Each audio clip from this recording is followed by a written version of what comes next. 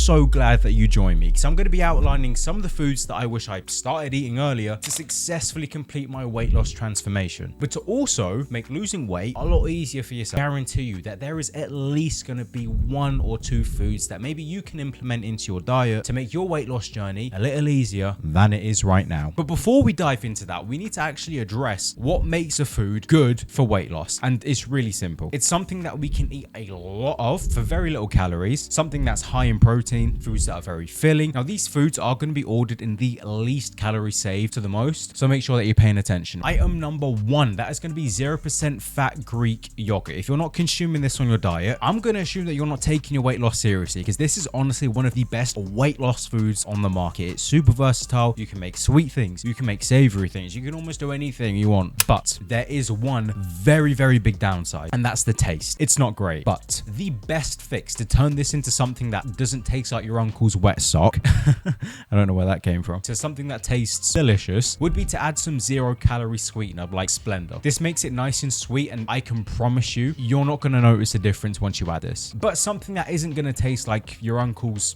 wet sock is going to be our next item: diet soft drinks or sodas. These things are pretty much 0 calories. They keep you insanely full and they taste delicious. Well, I think they taste delicious. If you think they do or they don't, comment it down below. But seriously, ever since I made the swap from regular Coke to Diet Coke, I haven't looked back since, and it has been years. But something that I wish I discovered sooner than diet soft drinks is low calorie or keto bread. If you're still thinking that you can't eat carbs and lose weight in the year 2025, you have been lied to, and I feel incredibly sorry for you. If you're like me and your breakfast consists of bread almost every day, then you need to swap to low calorie bread. Now, you might be a bit confused because depending on the brand that you're looking at, and this is not a sponsored video by the way, although it should be because of how much I use this stuff, but either way, different point. You're only saving around 30 to 70 calories, which may not seem like much, but I can promise you that those few extra calories that you're going to save can sometimes equate to an extra slice or maybe even 2. And those extra 1 to 2 slices go an incredibly long way if you're deep into a calorie deficit, and they help with your food volume, which means it's going to take you longer to eat. And if it takes you longer to eat, you're going to stay fuller for longer. But with that being said, I think it is time for a quick fire round. Item number 4, potatoes. Again, these get a very bad rap, but potatoes are one of the most filling foods that you can eat. But how many calories they have is going to depend on how you prepare them. So avoid using lots of oil and butter. Item number 5, ice cream. Did you know that a whole tub of Ben & Jerry's is over 1,000 calories? Honestly, I don't have that many spare calories lying around, even when I'm not dieting. But low calorie ice cream like Halo Top is around 350 calories per tub. But there is one major downside of this kind of ice cream, and that's that it can get quite pricey. But if you can do it, I definitely incorporate it into your diet. All right, moving on to our next item, we have reduced sugar barbecue sauce. Less sugar equals less calories and more barbecue sauce. Who doesn't want that? But something I definitely wanted when I started out was a clear idea of what foods to eat to lose weight. When I started, there were a few videos like the one you're watching now, but nothing that I could reference on my own time at my own pace that listed every single swap that I could make to lose weight. So to save you from going through that complete nightmare that I went through a few years back, I made the low calorie swap list that I really needed a few years back. It has got every single low calorie swap that I made to lose over 50 pounds and keep it off. And fun fact, if you were to make every single low calorie swap that I have suggested and that I have outlined in this list, you'd be saving over 10,000 calories. That's going to be in reverse, isn't it? That's not going to work.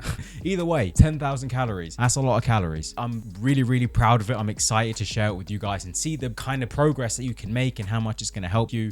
So if you are interested, the link is going to be in the pinned comment down below. Moving on to our next item, we have reduced fat ground beef. When dieting for fat loss, a common thing that people overlook is having a good calorie to protein ratio with the foods that they're eating. So what exactly makes 5% lean ground beef better than the regular 20%? Well, it is the reduced fat content. I'm not saying fat is bad, but less fat means that we have less calories. And by consuming the less fat in the ground beef, we get a better calorie to protein ratio, meaning that those calories that we've saved, we can then spend them on other items that we want to have. For example, say regular ground beef is, I don't know, for 100 grams, 400 and something calories, and it's like 25 grams of protein. It's not terrible, but it can be better. Whereas if we get lean ground beef for 100 grams, it's maybe 200 and something calories. Our ratio is more going to look like 20 to 25, which is a lot better. So you want kind of like a 1-to-1 thing going on. But on the topic of reducing fat, we have powdered peanut butter. Now this powdered version, it reduces the fat, which means that we're going to have more calories to play with. But in all honesty, the amount of this stuff that you can have is insane, especially compared to regular peanut butter. This stuff right here is a no-brainer. Matter of fact, just to show you people how delicious this is.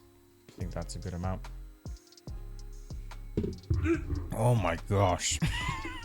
Now, you need to pay attention because these foods that I'm about to list are going to save you hundreds of calories and make sticking to your diet and being consistent 10 times easier. So I'd seriously recommend adding these foods into your diet. Item number 9, low-calorie jelly pots. If you're craving something sweet before bed, you need to add 10-calorie jelly pots into your diet. They're a no-brainer. Honestly, eat as many of them as you want. I think I went through a whole pack in a day at one point, maybe even 2. They're great if you want something sweet before bed, but don't want anything too heavy before you head to sleep. But something that kept me heavy over the years was not using our next item, and that's cooking spray. One thing that kept me overweight without me even realizing it was not tracking the calories in my oil. Little did I know that there was around 120 calories within a tablespoon of olive oil. And let's just say I, like most people, use a lot more than that. However, switching over to cooking spray literally saved me hundreds, if not thousands of calories. And I started to drop weight very quickly. I'm not saying that you should never consume olive oil, or that it's bad for you, or that switching over to cooking spray is going to taste and feel the exact same, because the reality is that it won't. However, for the calories saved, switching from olive oil over to cooking spray, I think it is a very fair trade-off. Now, I know that this next one might be a little bit of a cop-out, and some of you might even get mad at me. However, it would be criminal for me to make a video like this and not mention this one item, and that's water.